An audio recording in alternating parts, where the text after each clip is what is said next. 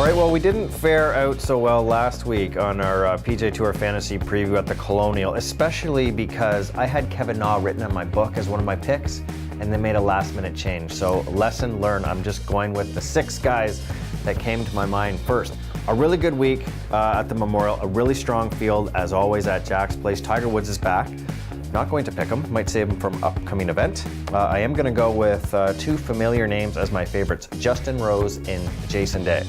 Justin Rose is a past winner of this event. He's a past runner-up. He's been in contention a number of times here, and he just announced this week that his longtime caddy Mark Fulcher will be taking an indefinite leave of absence because of health reasons. So I think he'll be motivated to play for Fuchs, just as he was earlier this season at Torrey Pines when Fulcher had to take a break and Rose won that event.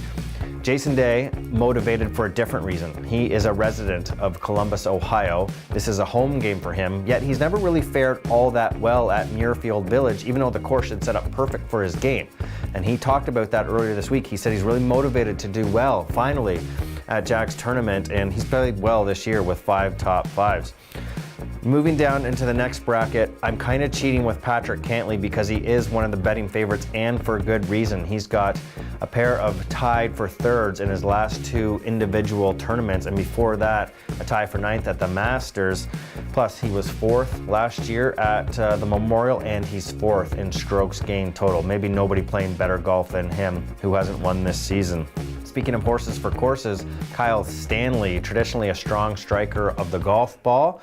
Kyle Stanley was tied for 2nd last year, and he was tied for 6th in 2017. And then moving to my long shots, you know, Ryan Moore just continues to fly under the radar, but he's a pretty strong player all around. In fact, he's inside the top 100 in all of the strokes gained categories, and he really likes this golf course. He's been inside the top 20 in more than half of his career appearances in here.